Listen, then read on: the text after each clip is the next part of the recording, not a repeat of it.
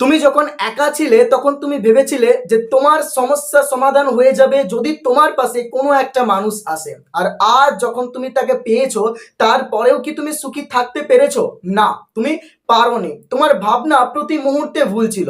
আর তোমার মনের মধ্যে কিছু কৌতূহলী তোমাকে বারবার ছুটিয়ে নিয়ে গেছে তার পেছনে, আর যার কারণে তুমি সুখী হতে পারোনি। প্রতি মুহূর্তে ব্যর্থতা, হতাশা, উদ্বিগ্নতা, চিন্তা ভাবনা তোমাকে এমন ভাবে ব্যতিব্যস্ত করেছে যে তুমি বর্তমানে টিকে আছো তো ঠিকই, কিন্তু প্রতি মুহূর্তে তোমার ভেতরে একটা ফ্রাস্ট্রেশন কাজ করছে।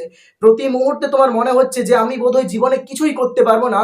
আর ঠিক তোমার মনের ভেতরে তখন একটা উদ্বিগ্নতা বারবার মাথাচাড়া দিয়ে উঠছে।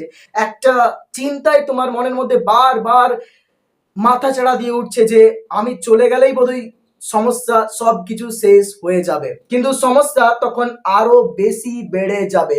প্রতি মুহূর্তে, প্রতিদিন তুমি বুকের ভেতরে একটা চাপা কষ্ট নিয়ে সামনের দিকে একটা একটা করে দিন পার করছো এবং হেঁটে যাচ্ছ। প্রতি মুহূর্তে তোমার চোখ দিয়ে জল গড়িয়ে পড়ছে, কিন্তু তুমি তার কারণ কাউকে বলতেই পারছো না। কারণ তুমি বলবে কি করে?